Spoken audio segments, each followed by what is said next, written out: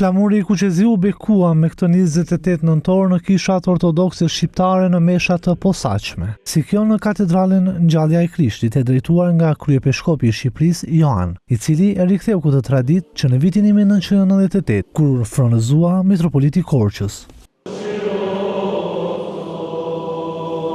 Lutemi dhe për Republikën e Shqipërisë, qeverinë, ushtrim dhe gjithë popullin. Gjatë shërbesës, kryepeshkopi Joan u lut për bekimin e flamurit kombëtar, mbrojtjen e shtetit dhe mirëqenien e popullit shqiptar, duke theksuar rëndësinë shpirtërore dhe historike të kësaj dite. Sot ne bëjmë një doktorogji të flamurit. Përse kisha ka vendosur shërbesa të tilla? Për dy arsye shumë të rëndësishme. E para, për të falendëruar Perëndin. Dhe përsërisim vazhdimisht që kemi shumë arsye për ta falendëruar. Na ka dhënë një vend të bukur që ka gjithçka. Kreu i kishës ortodokse përcoli një mesazh të fortë për të gjithë, nga qytetarët e thjeshtë tek krerët e shtetit, duke thënë se është përgjegjësia jone përbashkë që ta lulëzojmë dhe bekojmë Shqipërinë. Përgjegjësia jonë është të jemi kujdestar të mirë.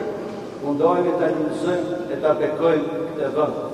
Nëse do të bëjmë një vend të mirë, ku njerëzit mund të jetojnë paqe dhe në harmoni, padyshim që nuk do largohen shumë njerëz. Gjithmonë ka një arsye që disa njerëz mund të largohen. Po një largim masiv nuk do ndodhi nëse ne do jemi kujdestar të mirë këtij vendi që na ka besuar Perëndia. Kjo meshë tradicionale shërben si një moment reflektimi shpirtëror për unitetin dhe vlerat kombëtare.